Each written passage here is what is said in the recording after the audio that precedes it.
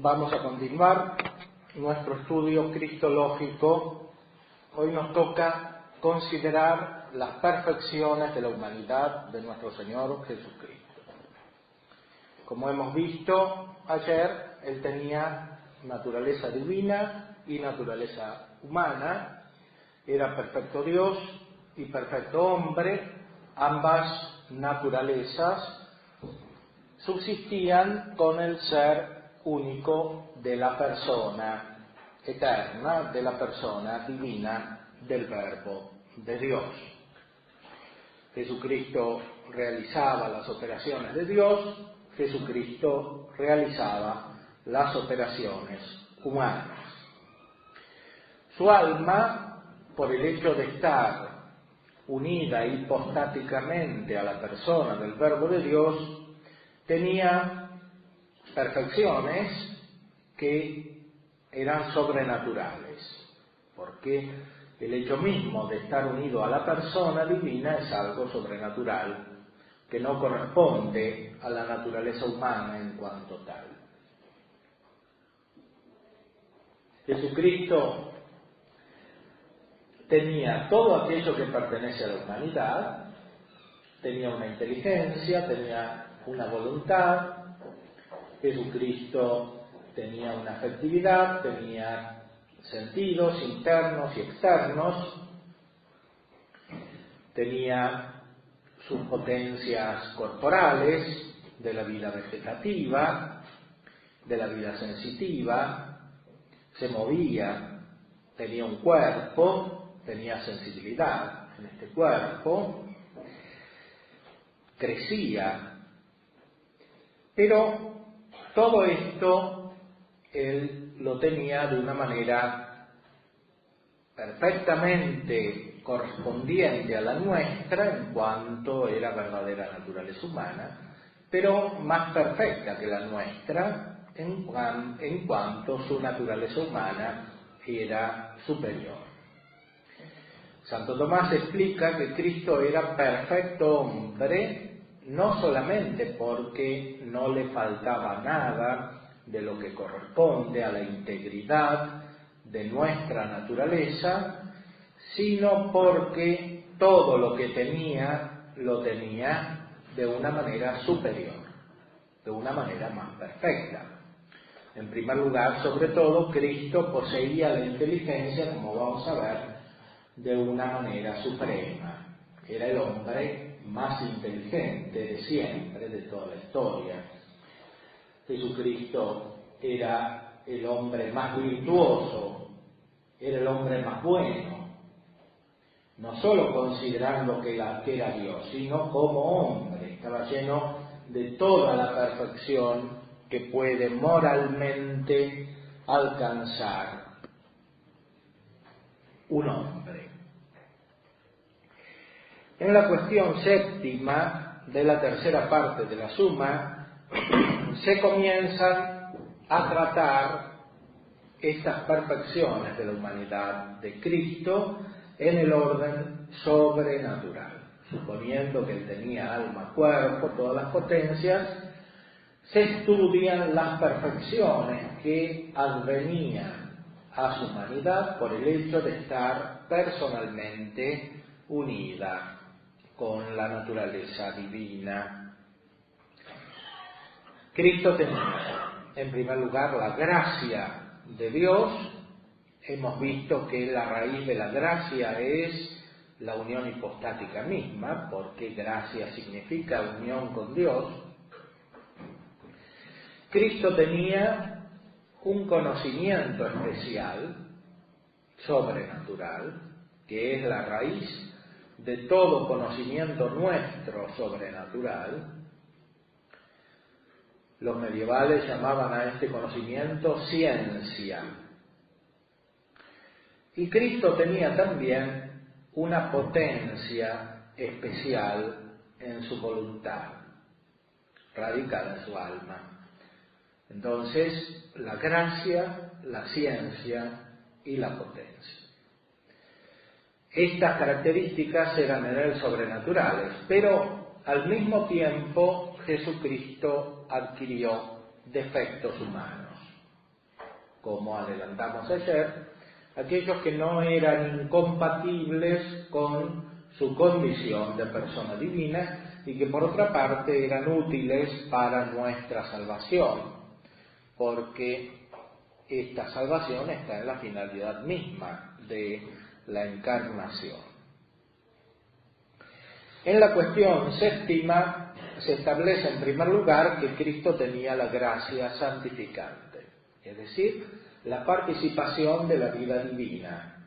Por la gracia nos hacemos semejantes a Dios, adquirimos operaciones divinas, al menos inicialmente. Estas operaciones se cumplen en la vida eterna, en la beatitud.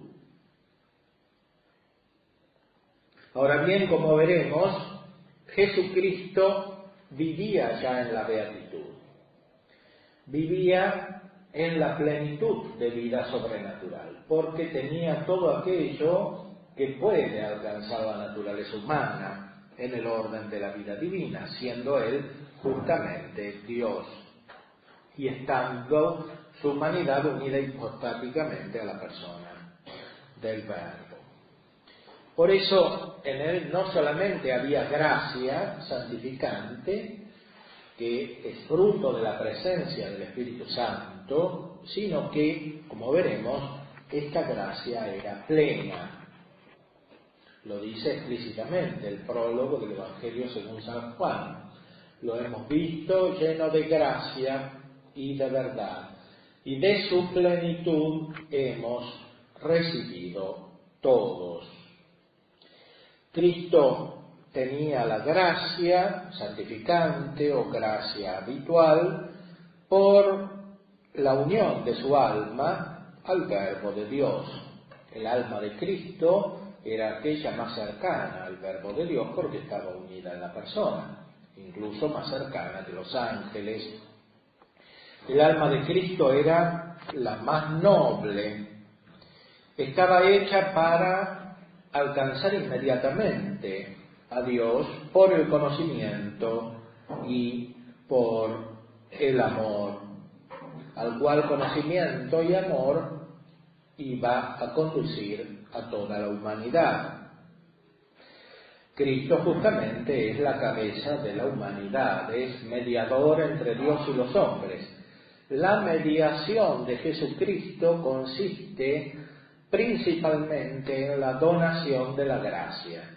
Y la donación de la gracia, a su vez, consiste principalmente en la comunicación de ese conocimiento pleno de Dios y gozoso de Dios que Él posee totalmente.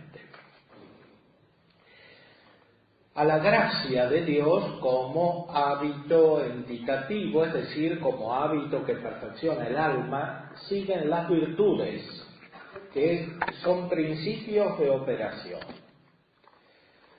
El alma del hombre no opera inmediatamente porque es imperfecta, no es como Dios, que tiene en su propio ser la operación sin distinción real. El hombre es imperfecto y por eso no opera totalmente según lo que es. La operación, en cambio, perfecciona o completa al mismo hombre. Para realizar esas operaciones tenemos disposiciones anímicas que se denominan virtudes. Estas virtudes son, pues, hábitos operativos buenos. Los vicios, en cambio, son hábitos operativos malos. Jesucristo tenía virtudes, su alma estaba llena de gracia y por lo tanto estaba dispuesta del modo más perfecto para operar de una manera sobrenatural. Más aún, hay que decir que Cristo tenía todas las virtudes porque su alma era perfectísima. Por supuesto, la virtud principal que Cristo tenía es la que también es principal en nosotros, es decir, la virtud de la caridad. El amor es la operación más elevada que podemos realizar con la gracia en esta vida. Jesucristo estaba lleno de amor sobrenatural. Este amor sobrenatural es la raíz de esas operaciones por las cuales Jesucristo nos alcanza, nos otorga la salvación. Veremos mañana en qué consiste la obra de la salvación de nuestro Señor Jesucristo. Su centro es la caridad. Hay algunas virtudes que ponen un problema especial. En primer lugar, la virtud de la fe. Cristo tenía fe. Aparentemente hay que responder de modo positivo. Cristo tenía fe, porque nosotros consideramos una persona mejor a la persona que tiene fe respecto de la que no tiene fe. En Jesucristo, sin embargo, hay que considerar la plenitud de la gracia. La plenitud de la gracia incluye el conocimiento sobrenatural que es término del acto producido por la virtud de la fe. Este conocimiento sobrenatural, como indicaremos a continuación, es la visión beatífica de Dios. Es la visión que produce el gozo pleno de Dios en el hombre, que satisface la capacidad, en cierta manera infinita, del alma y del intelecto humanos. En Cristo no había virtud de la fe, como no la habrá tampoco en nosotros cuando alcancemos la vida eterna. La fe desaparece, se transforma en la visión de Dios. San Pablo dice en la primera carta a los Corintios que lo que permanece es el amor. La misma fe desaparece, se transforma en algo superior. Lo mismo pone un problema especial la virtud de la esperanza. Con esta confiamos en el auxilio de la omnipotencia de Dios para alcanzar aquello que supera nuestras fuerzas y nuestra capacidad humana, es decir, la misma posesión de Dios, la misma divinización. Nuestro Señor Jesucristo era Dios. Por eso, en el sentido principal del término, tampoco tenía esperanza, porque no confiaba alcanzar algo que no poseyera, sino que ya tenía. La plenitud no sólo de la condición divina, sino de la gracia, como hemos visto, en lo cual consiste el centro de la vida eterna. Sin embargo, agrega Santo Tomás en la cuestión cuarta, en el artículo cuarto de la cuestión séptima, que Cristo de una manera secundaria también poseía la esperanza, en el sentido de que esperaba la resurrección de su cuerpo, esperaba la gloria que no tenía todavía porque había asumido voluntariamente una condición semejante a la nuestra. Había asumido la semejanza de la carne de pecado, como dice San Pablo. No tenía rostro ni figura, como dice proféticamente Isaías. Esperaba la glorificación y la condición definitiva de su cuerpo en la resurrección.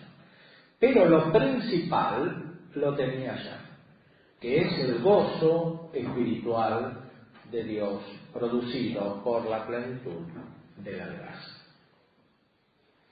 La gracia, además de las virtudes, tiene otros hábitos que la complementan y que complementan a las mismas virtudes, son los dones del Espíritu Santo. Jesucristo poseía los dones del Espíritu Santo. Como hemos dicho ayer, los evangelios subrayan permanentemente que él era movido por el Espíritu Santo.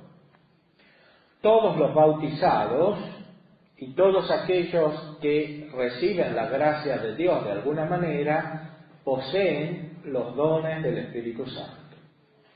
Pero estos dones los tenemos muchas veces de una manera incipiente, de una manera que no produce fruto hasta que esta gracia se desarrolla perfectamente, hasta que los dones crecen y nos hacen ser perfectamente dóciles a las mociones del Espíritu Santo. Jesucristo, teniendo la gracia en plenitud, poseía también la perfección de los dones del Espíritu Santo. Y por eso tenía una sabiduría perfectísima, que es un conocimiento experimental de Dios. Tenía una penetración de las verdades divinas por el don de inteligencia. Tenía un conocimiento profundo del significado de las cosas creadas por el don de ciencia.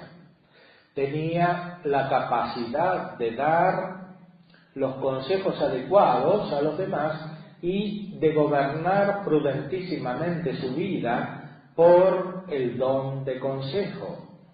Tenía la piedad suprema hacia su Padre. Tenía la mayor fortaleza que se manifestaba de maneras distintas a lo largo de la vida. Y tenía el temor de Dios, por el cual filialmente estaba en una actitud de reverencia constante hacia su Padre.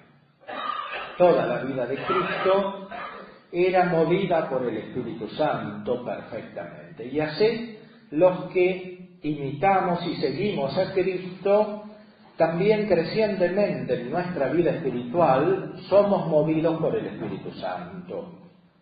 Cuanto más nos parecemos al Hijo de Dios, cuanto más nos revestimos de Cristo, como dice San Pablo, tanto más somos movidos, impulsados por el Espíritu Santo. Eso significa que actuamos más allá de lo que podemos pensar racionalmente. El cristiano perfecto es aquel que va más allá de lo racional, no porque caiga en lo irracional, sino por el contrario, porque supera lo racional, porque tiene una participación de la mente de Dios que produce el Espíritu Santo en su propia mente. El don de temor produce, como la fe y la esperanza, un problema especial porque podría pensarse que el temor es indigno de Dios.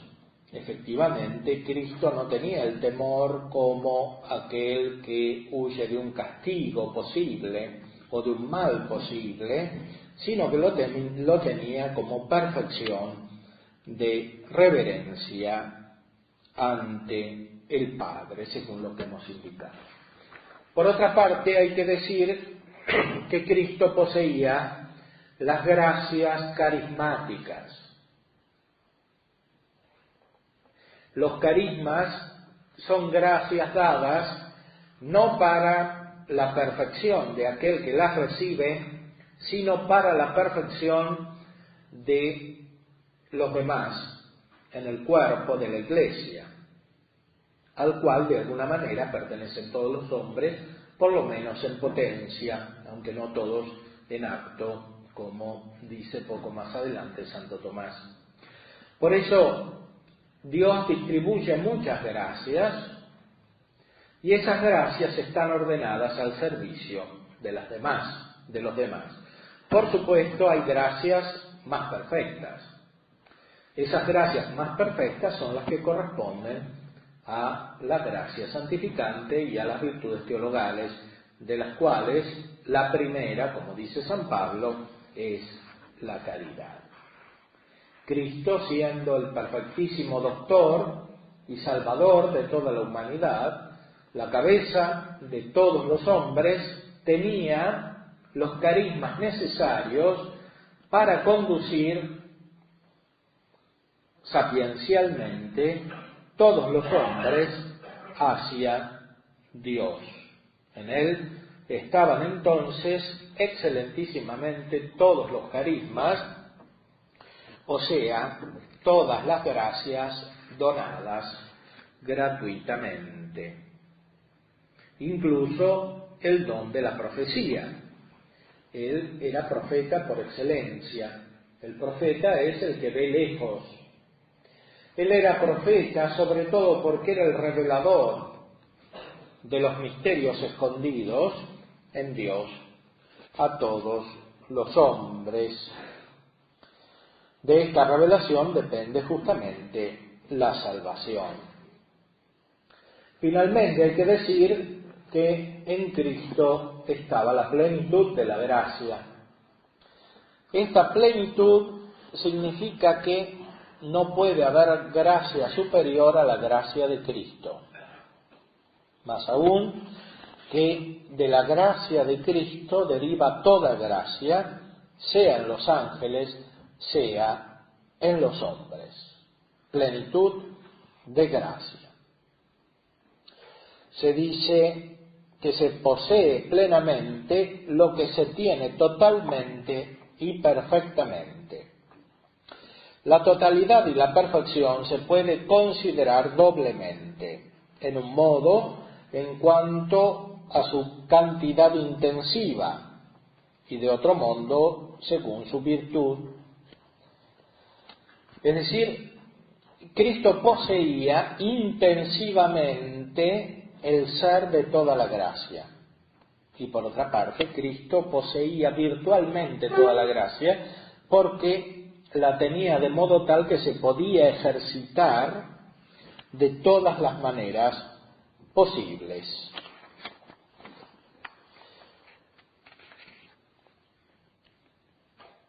Tenía la gracia plenamente porque tenía todos los efectos y todas las operaciones de la gracia. Le había sido dada a él la gracia como un principio universal en el género de los que tienen la gracia. Y por eso la tenía de una manera superior que se llama también capital. Toda nuestra gracia está contenida radicalmente en la raíz, en la humanidad de nuestro Señor Jesucristo. Más aún es la gracia la que nos incorpora plenamente a esa humanidad, porque la pertenencia a la humanidad de Cristo no puede ser algo natural. Esa plenitud de gracia propia de Cristo. Ningún otro santo tiene esta plenitud. Es claro que nosotros hablamos también de la plenitud de la gracia de la Virgen María, o decimos que los santos han alcanzado la gracia que Dios había pensado providencialmente para ellos. Pero de todas estas plenitudes, dice Santo Tomás, una es más plena que la otra, si se pudiese decir así, en el sentido de que las gracias que tienen todos aquellos que están en el cuerpo místico derivan de la gracia de Jesucristo y la reproducen de un modo parcial, aunque subjetivamente implican plenitud respecto de quien las posee. Esa gracia de Cristo de alguna manera se puede llamar infinita. Es finita por el lado del ser, porque es algo nuevo en el orden del ser, es algo que antes no existía. Pero es infinita de dos maneras. Por un lado, porque lo que corresponde a la gracia no está limitado en Cristo, es pleno totalmente, como hemos dicho. Y por otro lado, en cuanto esa gracia de Cristo es vida divina, y la vida divina es infinita. Si la gracia de Cristo era plena, no podía aumentar. ¿Por qué dice entonces el Evangelio que crecía en edad, en sabiduría y en gracia delante de Dios y de los hombres? justamente lo indica la palabra evangélica. Esa gracia y esa sabiduría se manifestaban de un modo creciente, en cuanto crecientemente Jesucristo realizaba las obras de Dios, las que les había encomendado el Padre, y Jesucristo manifestaba estas obras crecientemente en favor de toda la humanidad. Y el momento culminante de esa operación, según la gracia, para el bien de toda la humanidad, lo encontramos en el misterio de la pasión y en el misterio de la resurrección de nuestro Señor Jesucristo. La gracia de Cristo entonces no podía crecer ni por parte del sujeto, ni tampoco por parte de la misma gracia, porque tenía toda la intensidad que ésta puede alcanzar.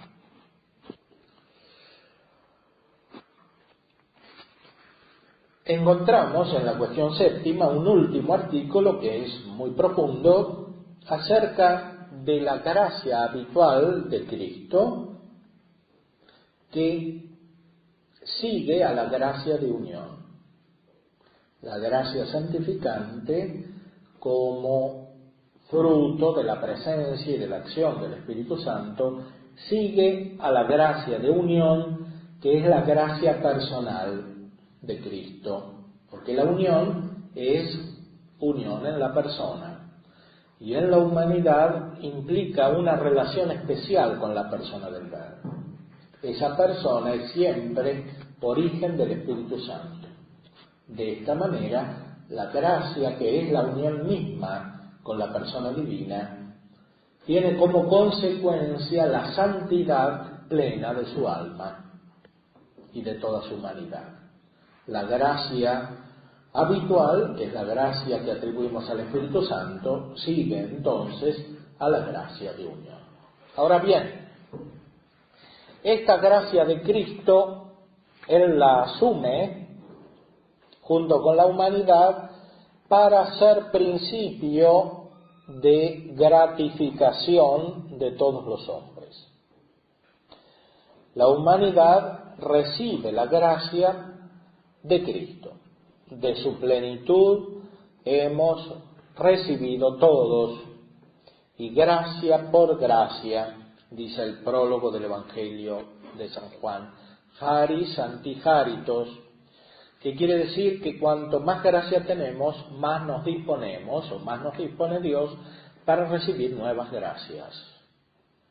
Justamente porque el término y el principio de la gracia está en el mismo Señor Jesucristo, que la posee en plenitud. Esa gracia que Él tiene en su persona es, por lo tanto, principio de la gracia que tenemos nosotros en nuestras personas, que son personas humanas.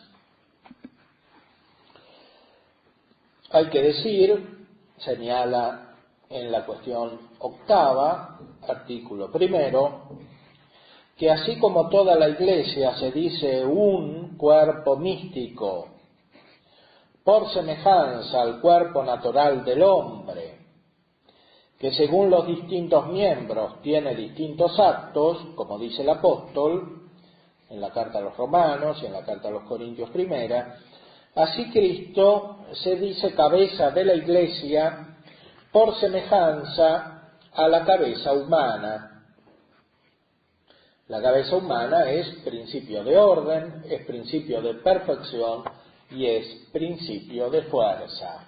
Todo el cuerpo humano está en cierto modo ordenado por la cabeza, porque en la cabeza está el cerebro y sin la actividad del cerebro todo el cuerpo se desorganiza, incluso la vida vegetativa depende del cerebro.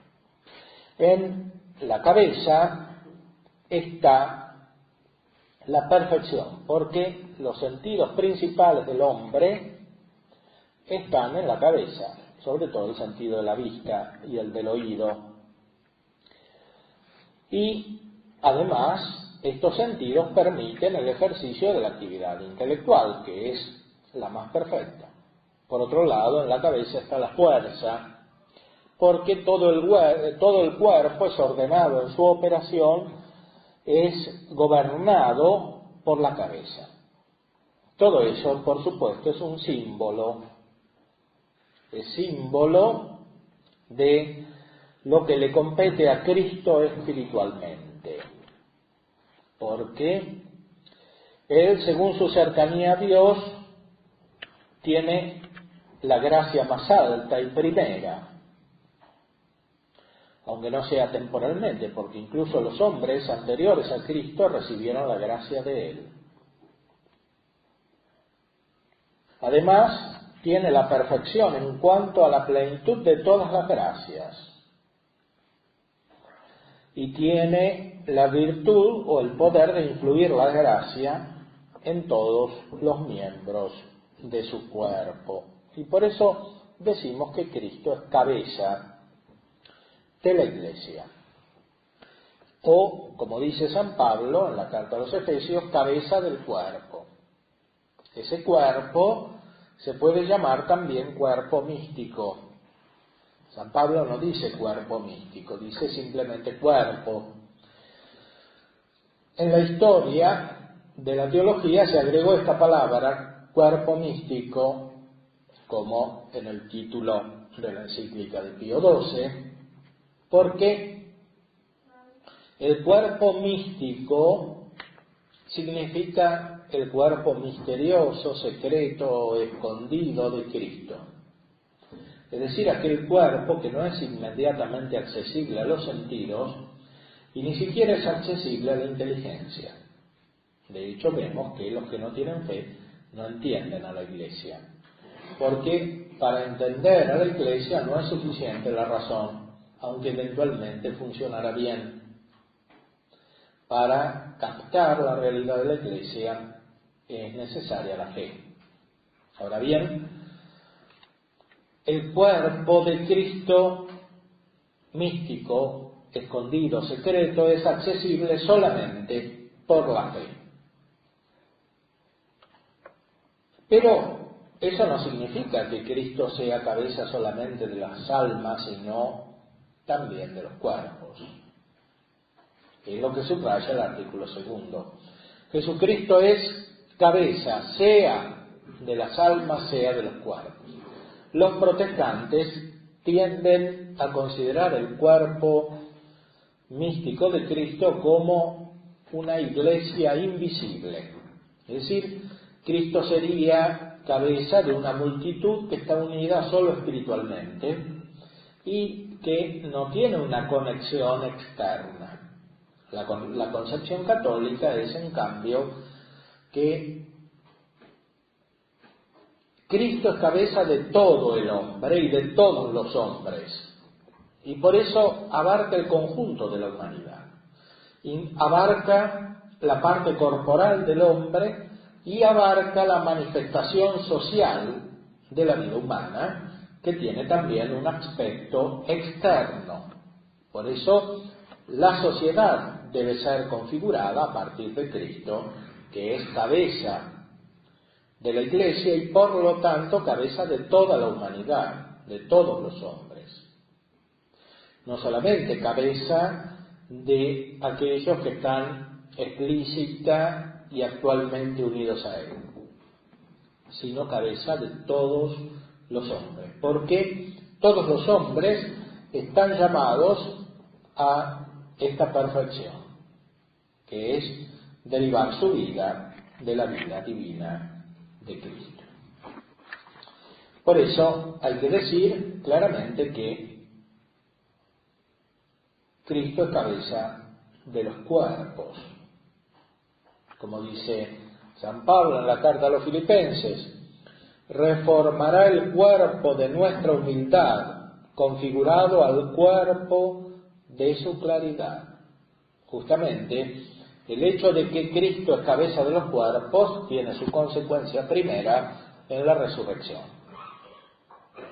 E incluso en aquello que prepara la resurrección en esta vida. Por eso vemos que a veces los cuerpos de los santos tienen características extraordinarias, por ejemplo, la incorrupción. Todo esto deriva del hecho de que Cristo es cabeza total del hombre, y no solamente de su alma, no solamente de su condición individual, sino también de su vida social. Justamente esto está desarrollado en el artículo 3 de la cuestión octava, que es muy importante. Cristo es cabeza de todos los hombres, pero de manera distinta en cada caso. Este artículo está en la base de la teología del Concilio Vaticano II, en la Constitución Dogmática Lumen Gentium, números 15, 16, 17. Lo que allí se dice hay que entenderlo a la luz de esta doctrina tomista, que por otro lado está explícitamente citada. Este artículo está citado ahí. Dice aquí Santo Tomás: esta es la diferencia entre el cuerpo natural del hombre y el cuerpo místico de la Iglesia, que los miembros del cuerpo natural son todas las cosas simultáneamente, o son todos ellos simultáneamente, y en cambio los miembros del cuerpo místico no son todos simultáneamente, ni en cuanto al ser natural, porque el cuerpo de la Iglesia está constituido por los hombres que fueron desde el principio del mundo hasta el fin del mismo mundo, ni tampoco en cuanto al ser de la gracia, porque de ellos también los que existen en un solo tiempo tienen algunos la gracia y otros no la tienen, carecen de ella, pero la tendrán después. Y así, los miembros del cuerpo místico no solo se consideran en cuanto están en acto, sino también en cuanto están en potencia. Ahora bien, hay algunos que están en potencia que nunca pasan al acto. Hay algunos que a veces pasan al acto, según un triple claro, del cual uno es por la fe, el otro es por la caridad en esta vida, y el tercero es por el gozo de la patria. Así pues, hay que decir que, tomando generalmente, según todo el tiempo del mundo, Cristo es cabeza de todos los hombres, pero según diversos grados. En primer lugar, y principalmente, es cabeza de aquellos que se le unen en acto por la gloria.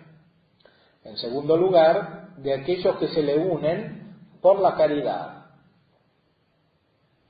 En tercer lugar, de aquellos que se unen en acto a Él por la fe. En cuarto lugar, de aquellos que se unen a Él solo según la potencia que todavía no pasó al acto, la cual, sin embargo, pasará al acto según la divina predestinación.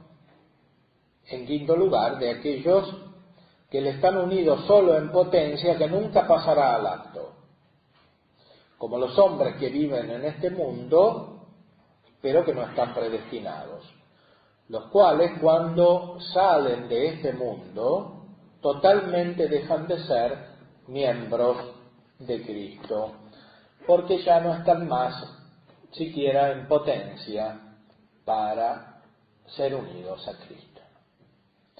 Así pues, según Santo Tomás, de algún modo todos los hombres están en la Iglesia. Que todos los hombres estén en la Iglesia, sin embargo, no significa que todos los hombres se salven. En efecto, incluso entre los que están visiblemente unidos a la Iglesia, los católicos, no se puede decir con certeza que todos se salven. Ni de todos los cristianos se puede decir que se salven, ni de todos los hombres se puede decir que se salven. Sin embargo, todos los que están en este mundo están unidos a Él, porque todos están ordenados a tener su vida y la pueden tener.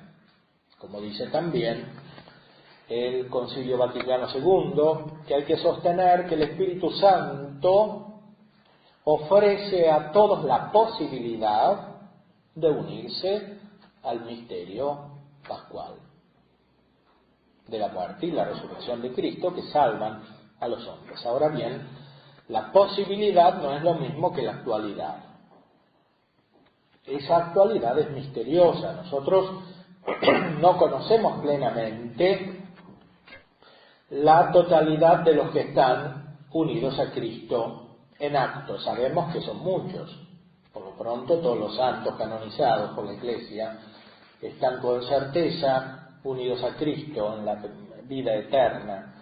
Pero además nos dice la palabra de Dios que hay muchos santos, 144.000, que es el símbolo de una multitud innumerable, como dice el Apocalipsis. Hay muchos que están unidos a Dios, pero no podríamos decir que todos están unidos a Dios, ni podríamos tampoco decir, como algunos dicen, que el infierno está vacío. Más bien, la revelación nos dice que hay personas en el infierno. Ahora, ¿cómo hay que entender la unión de toda la humanidad, menos estos que están en el infierno, con Cristo? En primer lugar, los santos en sentido pleno, los que tienen perfectamente la gracia, que son los que gozan de la visión beatífica, sea ángeles, sea hombres, porque los ángeles también están en la Iglesia, como se dice un poco más adelante en esta cuestión. Cristo es cabeza de los ángeles, que probablemente son más numerosos que los hombres. Además, Cristo es cabeza de los que están en este mundo y que tienen la caridad. Estos son principalmente los que pertenecen a la Iglesia, los que tienen la caridad. Estos pueden ser los católicos, normalmente deberían ser los católicos, y eventualmente podrían ser otros que tuvieran la caridad, pero esto significa que tienen la fe y que por lo tanto creen en la Trinidad y creen en la encarnación del Verbo, lo cual no es algo muy simple de comprobar. La fe está requerida siempre para la presencia de la caridad, que implica una perfección espiritual, implica de hecho vivir el Evangelio. Y eso es lo que constituye a los hombres en el estado próximo a la salvación definitiva. Entonces, Cristo es cabeza de todos los hombres que tienen la caridad. Por eso se puede decir que quien no tiene la caridad está excomulgado. Por más que sea católico, no está excomulgado en el sentido jurídico eventualmente, pero sí está excomulgado en lo principal, que es más importante que ese sentido jurídico, porque lo principal significa que está desconectado del cuerpo de Cristo, porque no tiene la caridad, aunque esté todavía imperfectamente unido, como todos los hombres, a ese cuerpo de Cristo. Entre estos que están imperfectamente unidos al cuerpo de Cristo encontramos en primer lugar los que poseen la fe. La fe es una cierta gracia, aunque sea una gracia imperfecta, si no está la caridad. En efecto, conocemos personas que tienen fe pero no tienen caridad. Estos están en la Iglesia. Eventualmente hay tantos católicos que están en esta condición, tienen fe pero no tienen caridad ni tienen gracia. Están unidos a Cristo pero muy imperfectamente, e incluso están en riesgo de perder su fe. Después vienen los que no tienen fe ni caridad, pero la van a tener. porque hay personas que se convierten de verdad por la acción de la gracia. Después vienen los que pueden tener fe, pero no la van a tener. Por ejemplo, porque no quieren creer. Hay personas que no quieren creer. Y a esto hay que darle mucha importancia, porque, como explica Santo Tomás en la sección anterior de la Suma, el peor pecado que existe es no querer creer. Es la infidelidad. Es peor que el homicidio, que el aborto, que el adulterio, que la fornicación, que todos los pecados. Y es el pecado que eventualmente después abre la puerta a los demás pecados. Por eso, para ayudar a los hombres, lo primero que tenemos que hacer es predicar el Evangelio. Porque la vida moral no podrá ser nunca perfecta, incluso según la naturaleza humana, si no hay fe. Rechazar la fe es el peor pecado. Y por eso el mayor acto de caridad que existe es la predicación del Evangelio. Mayor acto de caridad que cualquier obra de beneficencia corporal.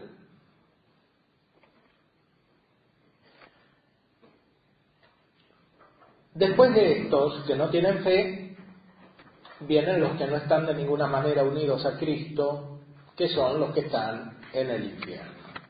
Santo Tomás supone que hay gente en el infierno, como toda la tradición.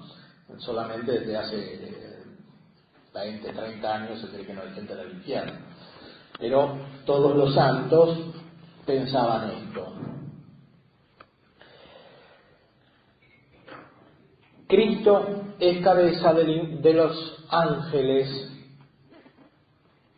Y esto es muy importante porque los ángeles están unidos orgánicamente a nosotros cuando estamos en el cuerpo místico de Cristo en sentido pleno. Y por eso muchos santos han captado espiritualmente la acción de los ángeles, por ejemplo San Ignacio, que explica en los ejercicios espirituales cómo obran los ángeles. Los ángeles malos nos perturban y los ángeles buenos nos ayudan. Y nuestro Señor Jesucristo en el Evangelio habla de los ángeles de los niños, o los ángeles que ayudan a todos los hombres, ya están en el Antiguo Testamento también. Estos ángeles están en la Iglesia. Y por eso están unidos por caridad a nosotros. Y están al servicio de Cristo en su obra de salvación. Por eso en la liturgia, sobre todo en la plegaria eucarística primera, en el canon romano, se hace mención de los ángeles y se dice que el sacrificio sube a Dios por el santo ángel. Y los orientales, los que celebran la liturgia bizantina y otras liturgias orientales, invocan con mayor abundancia que los latinos a los ángeles. En la misa incluso tienen como unas pantallas en las cuales representan a los ángeles que están alrededor de la Eucaristía, que es justamente el pan de los ángeles.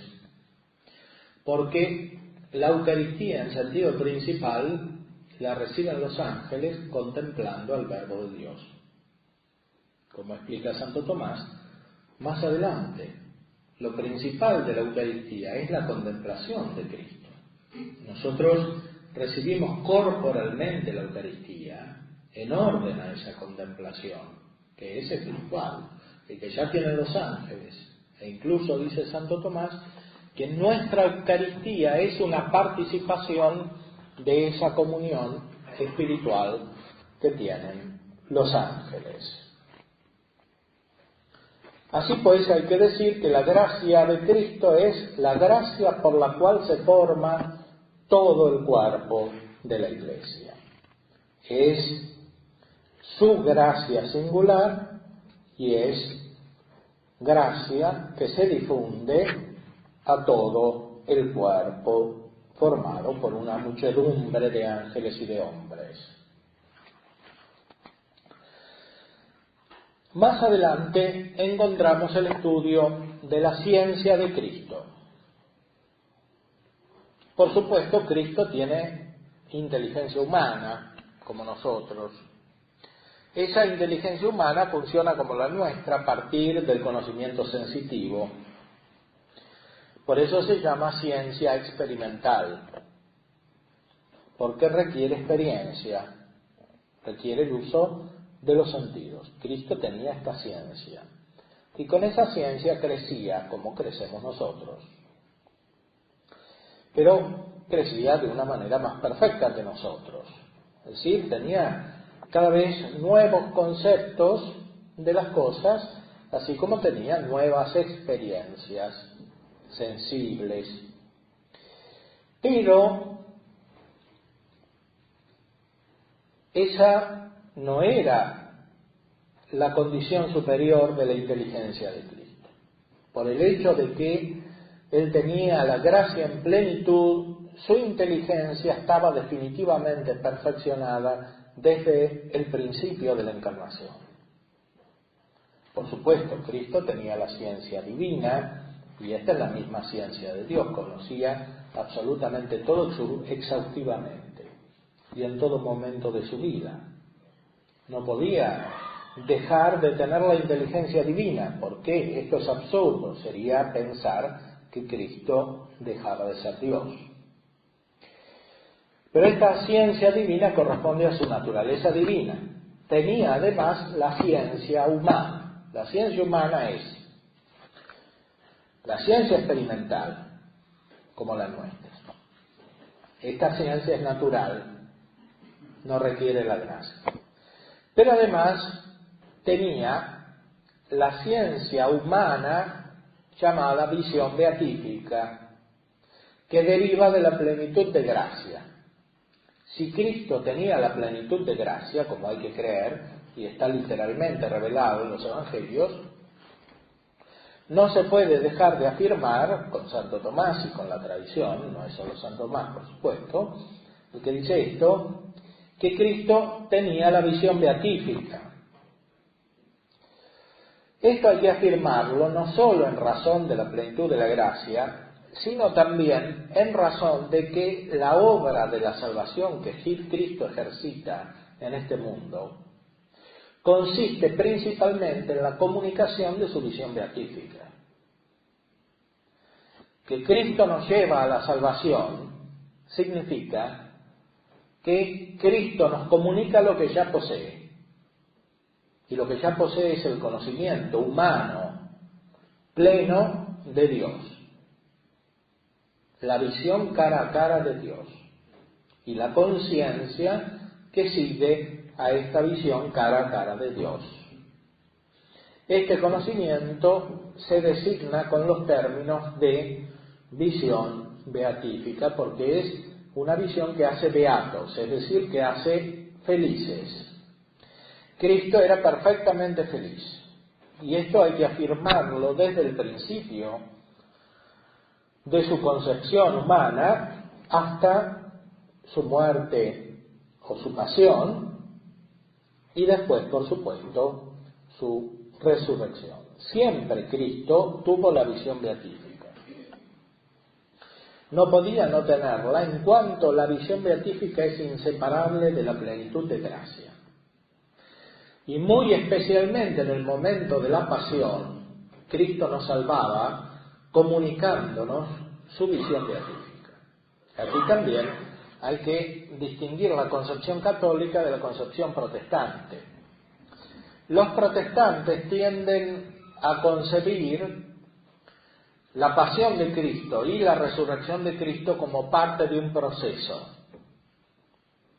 Los filósofos idealistas han formulado este proceso como dialéctica, es decir, como contradicción. La muerte de Cristo sería una especie de momento negativo de la vida de Cristo, y este momento negativo, contrapuesto al afirmativo, se superaría en la resurrección. Esto no es así por muchas razones, entre las cuales hay que enumerar la siguiente, que tiene como raíz una concepción en cierto modo materialista y por el otro lado racionalista de la vida de Cristo. La vida de Cristo no es algo impersonal. La muerte de Cristo no es algo inconsciente. Los evangelios y la tradición nos dicen que Cristo fue voluntariamente a la muerte. Y la voluntad sigue a la inteligencia. La muerte, la pasión de Cristo, está en la perspectiva de la misma encarnación. He aquí que vengo para hacer tu voluntad, como dice Cristo al principio, en la encarnación, según la carta a los hebreos. Y la voluntad del Padre es la salvación de los hombres. Toda la vida de Cristo está dirigida a esa que él, en el Evangelio según San Juan, llama su hora. Esa hora que todavía no había venido cuando Cristo se escapaba de las manos de los que lo querían matar, esa hora está permanentemente en su mente y deriva de la plenitud de conocimiento de Dios que había en su mente humana. Todo lo que pasa en la vida de Cristo está perfectamente gobernado y abarcado por su mente perfeccionada por la gracia. Y eso significa que él veía todo este sufrimiento de la humanidad y el suyo, que es el máximo de todos los sufrimientos en la realidad de la vida de los hombres, como abarcado, como a la luz de esa visión gozosa de Dios que nunca dejó de poseer y que daba valor a todo lo que hacía, incluso al sufrimiento de su pasión. Entonces, Cristo tenía la ciencia divina y la ciencia humana que correspondía a la naturaleza humana. En la ciencia humana hay que distinguir la ciencia experimental, como nosotros, la visión beatífica que deriva de la plenitud de la gracia, y todavía otro modo de conocimiento que tiene Jesucristo en común con los ángeles. Cristo, dijimos, es cabeza de los ángeles, y por eso poseía también lo que Santo Tomás y otros grandes teólogos denominaban ciencia infusa. Ciencia infusa porque es como la de los ángeles, que conocen sin experiencia. Cristo conocía por experiencia, pero además sin experiencia. Que conociera sin experiencia era en él sobrenatural, algo que derivaba de la plenitud de la gracia. Y en nosotros, cuando crecemos en la gracia, también se da una derivación o una participación de esta ciencia infusa que Cristo poseía en plenitud, como cabeza de los mismos ángeles. Por eso los que crecen en la vida cristiana comienzan a captar las cosas de una manera más profunda. O sea, se hacen más inteligentes. Más inteligentes también en lo natural. Por eso, históricamente comprobamos cómo la presencia de la gracia, la configuración de la sociedad por parte de la Iglesia, produce una gran cultura. Las mismas obras de Santo Tomás, que hoy en día nos resultan tan elevadas y tan inaccesibles por ciertos aspectos, están en el contexto de una gran cultura cristiana, de un gran desarrollo filosófico y teológico. Esto es fruto de la gracia de Dios, que ilumina y perfecciona la inteligencia. Es verdad que en nuestra época tenemos muchos adelantos en muchos campos, pero estos campos son secundarios. Todo lo que es cuestión técnica, el dominio sobre la naturaleza, etcétera, la ciencia experimental, es secundaria respecto del profundo conocimiento de la realidad, que se da principalmente en el orden del ejercicio superior de la inteligencia y que naturalmente está concentrado en la metafísica y sobrenaturalmente en la teología. Jesucristo entonces tenía en plenitud la visión beatífica de Dios, con la cual, humanamente lleno de gracia, conocía todas las cosas. Porque todas las cosas se refieren a Él. Los que están en el cielo ven no solo a Dios, sino todo lo que se refiere a ellos. Ven tantas más cosas cuanta superior es su capacidad y su misión en este mundo. En el cielo vamos a ver todo lo que se refiere a nuestra persona. Vamos a ver a nuestros amigos, a nuestros parientes, a las cosas de este mundo. Vamos a entender por qué pasan las cosas. Jesucristo era la cabeza de toda la humanidad. Y por eso no solamente veía a Dios, sino que veía todas las cosas porque todas se refieren a Él. Él es la cabeza del cuerpo, que es la Iglesia, como dice San Pablo. Y todas las cosas materiales están subordinadas a los hombres y a través de los hombres a Jesucristo. Y como ya dijimos, además, Cristo es cabeza de todos los ángeles. Por eso, ante Él se dobla toda rodilla, en el cielo, en la tierra y en los abismos, para confesar que Él es Señor. O sea, que es Dios, pero además que es la cabeza de toda la realidad creada.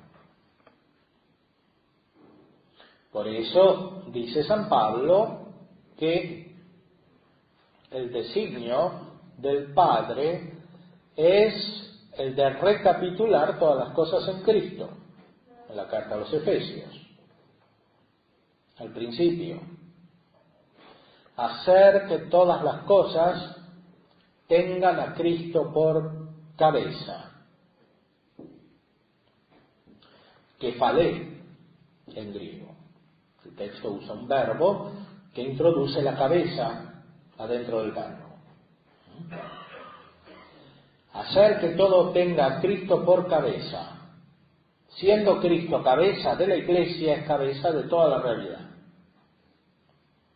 Y por eso Jesucristo conoce con su mente todo, porque todo se refiere a Él.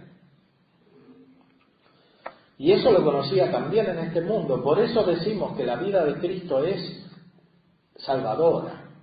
Todos los misterios de la vida de Cristo atañen a nuestra salvación, y no solamente su pasión y su resurrección.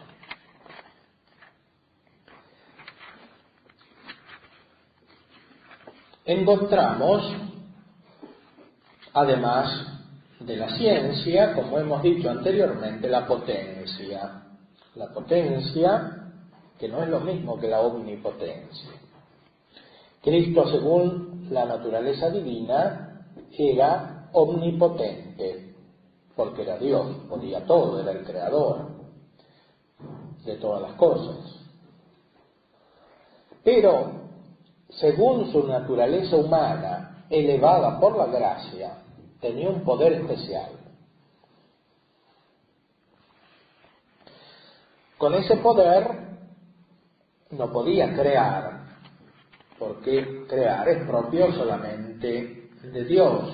No podía cambiar la naturaleza de su propio cuerpo, pero sí podía hacer que todas las cosas se subordinaran orgánicamente a su propia misión, que era la de la salvación de los hombres. Y de aquí derivan los milagros, que eran signos de la verdad de su doctrina. Y de aquí deriva también el poder que tenía en su resurrección. Por eso podía utilizar su propio cuerpo de una manera superior a la nuestra. Tenía condiciones especiales que derivaban de la gracia de Dios. Desde el punto de vista humano, todo lo que hacía su alma estaba perfectamente subordinado a su condición divina. Era, como decían los padres, San Juan Damasceno, instrumento de la divinidad, lo cual se manifestaba especialmente en los milagros y en la resurrección. Y así pasamos al último tema que vamos a considerar, referido a los defectos asumidos por la humanidad de Cristo. Los padres de la Iglesia decían que lo que no ha sido asumido no ha sido redimido, o no ha sido salvado. Nuestro Señor Jesucristo asume la naturaleza humana, que por sí misma es defectuosa comparada con Dios, porque es finita, es limitada. Pero no solamente asume la naturaleza humana limitada, sino que la asume con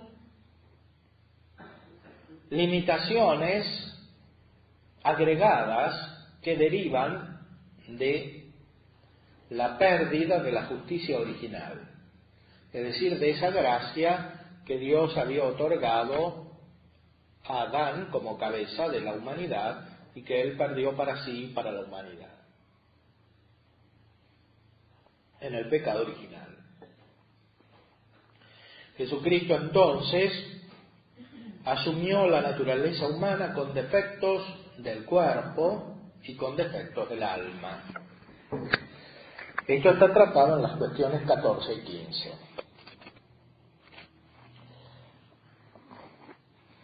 No asumió enfermedades particulares, sino que asumió los defectos del cuerpo que convenían para el ejercicio de nuestra salvación.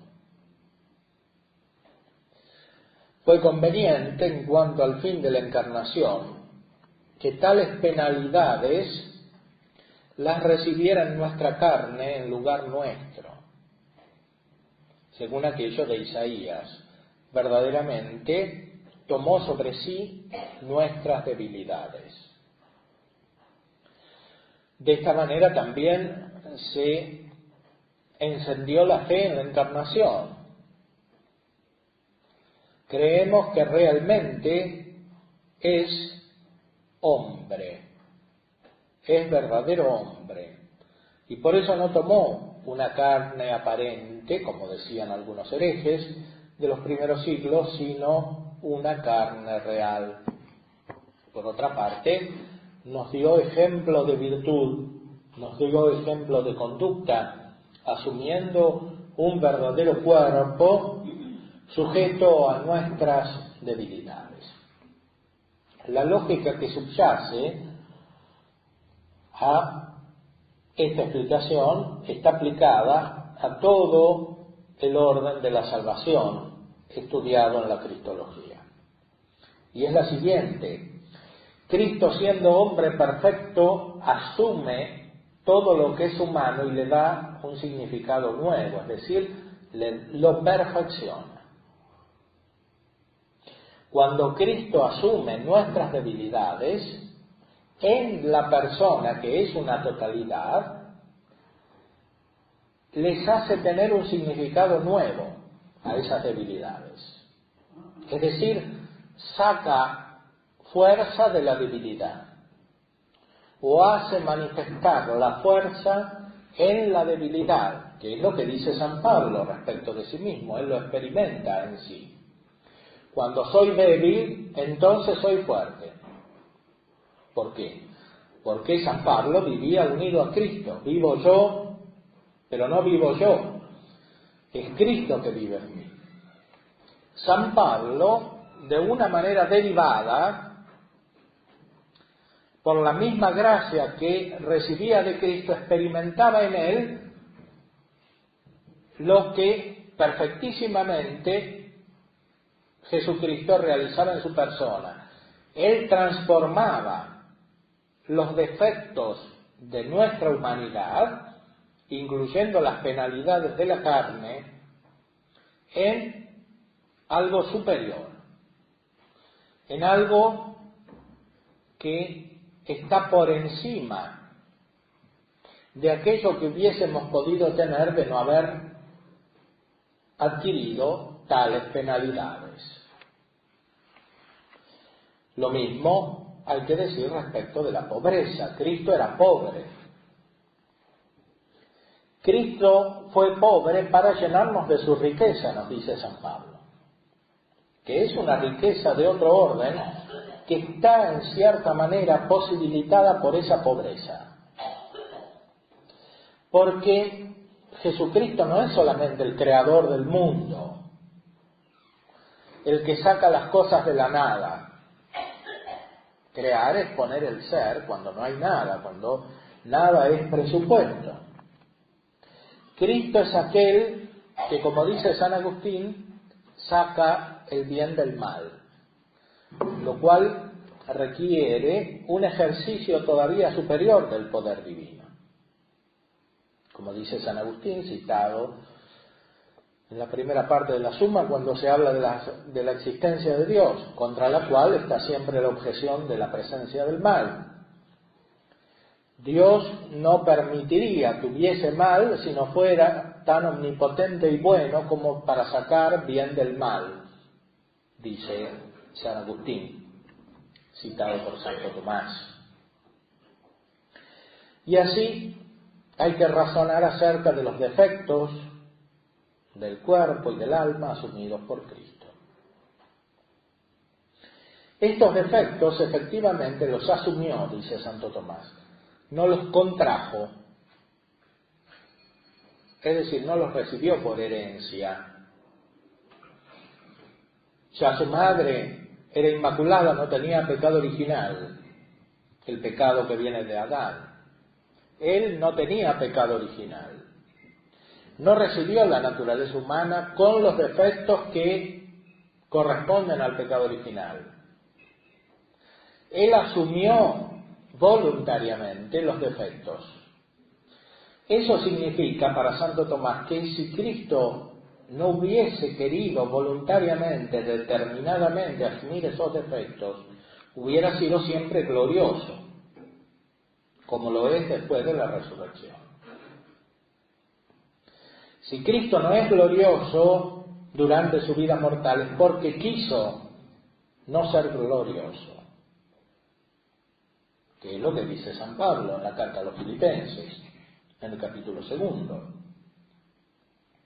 que Él se despojó de su rango, haciéndose semejante en todo a nosotros, menos en el pecado. ¿Cuáles son los defectos que asumió en su alma? Absolutamente hay que negar del alma de Cristo el pecado, porque Él justamente vino a liberarnos del pecado. No solamente es incompatible el pecado con su persona divina, porque el pecado es ofensa a Dios, y Él es Dios, sino que el pecado es incompatible con la finalidad de la encarnación, que es liberar a los hombres del pecado. Pensemos en la experiencia humana. ¿A quién buscamos para que nos ayude espiritualmente? A una persona que consideramos en lo posible santa, o por lo menos con mayor santidad que nosotros para que nos pueda guiar. De la misma manera, Jesucristo es la cabeza, la guía y el salvador de la humanidad porque es absolutamente santo en su humanidad. Y por eso es ejemplo de la verdadera conducta humana. Si él hubiera asumido el pecado, aún sin considerar que eso es incompatible con su personalidad divina, no hubiéramos podido tener en él el ejemplo de la conducta a seguir, que es tan difícil de conocer cuando vivimos en un ambiente degradado o degenerado. Esa degeneración impide el conocimiento intelectual adecuado de la moralidad humana, como experimentamos ampliamente en nuestra época. Por eso Jesucristo no asumió el pecado, porque es la cabeza de la humanidad regenerada.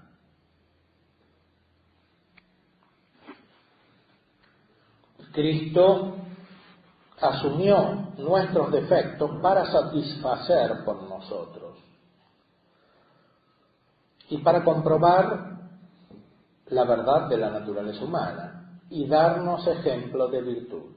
Nada de esto se podía hacer con el pecado, porque satisfacer quiere decir hacer lo suficiente para reemplazar lo que nos faltaba por haber pecado. La verdad de la naturaleza humana no se demuestra más con el pecado que sin el pecado, porque el pecado no pertenece a la naturaleza humana. El pecado es antinatural. El pecado corrompe la naturaleza humana, no la realiza. Solo cuando la vista, la consideración de la inteligencia está obnubilada, parece que el pecado es parte de la condición humana, como a muchos les parece. Y por eso caen después en el escepticismo respecto del conocimiento de la realidad y del mismo hombre. Y por supuesto, con el pecado no tenemos ejemplo de virtud, no tenemos ejemplo de vida moral. Tampoco había en Cristo inclinación al pecado, fomes peccati. Y tampoco había en Cristo ignorancia. Sí había en Cristo una limitación del conocimiento humano. Santo Tomás en las cuestiones anteriores decía que, por supuesto, el conocimiento experimental es limitado como en nosotros, aunque era superior al de todos nosotros, porque su cuerpo era más perfecto, su alma era más perfecta, él era hombre perfecto. Pero no está en la naturaleza del conocimiento humano alcanzar todas las cosas. Su ciencia infusa también era limitada en cuanto no era divina. Y los ángeles no pueden alcanzar todas las esencias de las cosas en toda su profundidad. Y lo mismo Cristo, aunque tenía la ciencia infusa superior, no alcanzaba con ésta el conocimiento de toda la realidad y tanto menos de la esencia divina. Y la misma visión beatífica de Cristo era limitada si la comparamos con el conocimiento divino, que él mismo poseía y que era infinito. Porque la visión beatífica, aunque permita conocer la esencia de Dios, no es el mismo conocimiento que Dios tiene de sí mismo, sino que es una derivación o participación de este conocimiento. Por eso, dice Santo Tomás, con la visión beatífica Cristo no conocía todo Dios. O mejor, conocía todo Dios, pero no totalmente. Que es una distinción que nosotros no podemos captar en todo su significado, justamente porque no tenemos el conocimiento de Dios. Ahora, suponiendo la naturaleza de cada conocimiento del cual hemos hablado, hay que decir que Cristo no tenía ignorancia, porque cada conocimiento lo tenía en plenitud y no estaba privado de aquel conocimiento que podía tener, justamente en virtud de su perfección humana. Y además, porque, como ya indicamos, la salvación que Él nos otorga consiste principalmente en que nos comunica su conocimiento. Él nos lleva a la visión beatífica. Eso es la salvación. Y por eso, humanamente, no tenía ignorancia. No hubiera podido ser el Salvador. Él nos comunica su visión beatífica ya desde este mundo, porque Él es Salvador en este mundo. No es Salvador solamente en el cielo, después de la resurrección. Él es Salvador en toda su vida. Por otra parte, hay que considerar que la visión beatífica perfecta no deriva de la evolución de los sentidos. No requiere que el cuerpo humano de Cristo se haya desarrollado totalmente, porque la visión beatífica de ninguna manera depende de los sentidos. Más bien por el contrario, los sentidos son un impedimento para la visión beatífica. Por eso ningún santo en este mundo puede tener la visión beatífica. Porque la inteligencia, cuando funciona naturalmente, requiere los sentidos. Y el conocimiento de la inteligencia unido con el de los sentidos es un conocimiento limitado, que no alcanza directamente lo inmaterial. En cambio, la visión beatífica es el conocimiento de Dios, que es absolutamente inmaterial. Por eso en Cristo la visión beatífica podía coexistir con el crecimiento humano, porque es un conocimiento que está en el alma de Cristo en virtud de la perfección sobrenatural del alma de Cristo, que consiste en su gracia y que la perfeccionaba espiritualmente. En Cristo entonces no había ignorancia. Pero sí hay que decir que el alma de Cristo era pasible, en el sentido de que podía recibir afecciones según sus distintas potencias, podía pasar justamente de la potencia al acto. En Cristo había verdadero dolor sensible, que pertenece a las potencias de su alma. Había tristeza, había temor, había admiración, había ira. Todo esto corresponde al alma de Cristo, porque aunque las pasiones implican también la corporeidad, tienen su raíz en el alma. El alma de Cristo era pasible. Esta pasibilidad implica un defecto si comparamos el alma con la perfección de los seres puramente espirituales, como los ángeles, y mucho más si comparamos el alma humana con Dios. Él asumió realmente esta pasibilidad y estas pasiones que radicaban en su alma, y esto lo asumió para nuestra salvación.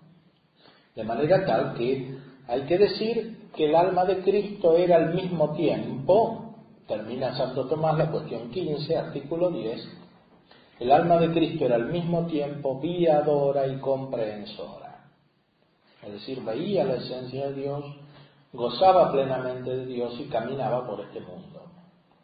Y caminaba por este mundo con una verdadera alma humana sujeta a las pasiones, a las mismas pasiones que nosotros. Y de este modo pudo padecer en la cruz como verdadero hombre. De esto, sin embargo, trataremos el día de mañana.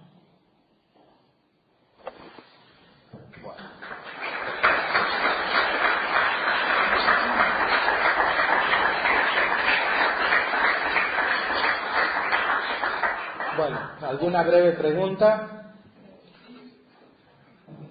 Sí, allí hay el doctor.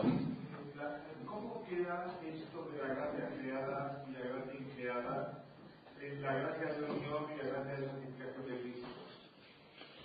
Bueno, la gracia increada no es la gracia de unión, la gracia increada es el mismo Dios, que es la fuente de toda gracia. La gracia de unión es la unión entre la naturaleza humana y la persona y la naturaleza divina, que en Cristo es algo sobrenatural y por lo tanto gratuito, no es algo que derive de la misma naturaleza humana, no está en la exigencia de la naturaleza humana. Ahora bien, a esta gracia que es propia de su persona, que es la persona del Verbo, sigue la gracia que el Espíritu Santo causa en él y causa desde él en nosotros. Esa gracia se llama gracia santificante o gracia habitual. Sí, ayer se dijo, si no recuerdo mal, que la metafísica había servido para formular la doctrina de Cristo Sí. y principalmente en Santo Tomás. Entonces yo quisiera preguntarle cómo utilizó o de qué le sirvió o cómo le sirvió la metafísica a Santo Tomás para formular su doctrina. Bueno, la metafísica le sirvió mucho a Santo Tomás para formular su doctrina, en primer lugar para saber qué es la persona, porque con plenitud no se puede saber qué es la persona, sino desde la ciencia metafísica, porque la persona, siendo la sustancia, y por lo tanto aquello que posee el ser, no puede ser conocido de verdad por medio de la observación empírica. Y por eso en esta época las distintas psicologías, por más que tratan mucho acerca del hombre, no conocen a la persona. Porque alcanzar la persona significa tener una mirada que va por encima de lo empírico. Es decir, una mirada que ejercita el acto intelectivo hasta llegar no solamente a la esencia del hombre, sino hasta llegar al ser del hombre, que es la raíz de todas las perfecciones. Y eso no se puede alcanzar sin que la inteligencia capte lo inmaterial. Si no hay metafísica, la teología y la cristología, como sucede en esta época, se convierten en un recubrimiento de una ideología materialista. Y por eso ahora hay católicos materialistas, que creen que, por ejemplo, no hay distinción entre alma y cuerpo, porque eso sería dualismo, o sería cosismo y fisicismo. Entonces, la persona es en realidad el cuerpo, y el cuerpo no hay que distinguirlo del alma, etc. Por ese camino no se puede sostener la fe directamente, porque no se puede alcanzar la persona de Cristo, y tampoco se puede alcanzar la distinción de las personas en la Trinidad, e incluso no se puede alcanzar la distinción entre Dios y las criaturas. Todo eso requiere un conocimiento metafísico. Si no hay metafísica, no hay fe, porque la fe, como dice la carta a los Hebreos, es de las cosas que no se ven. Alcanza, más aún anticipa la sustancia de las cosas que no se ven. Y la persona de Cristo no se ve. La persona de Cristo no es el cuerpo de Cristo, ni es la humanidad de Cristo. La persona de Cristo es Dios y no se ve, que incluye, por supuesto, el alma y el cuerpo.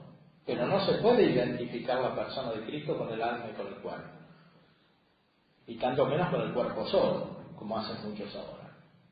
Entonces, es absolutamente imposible no solo la teología, sino la misma fe sin la metafísica, lo cual naturalmente no significa que todos los cristianos tienen que estudiar la metafísica de Aristóteles,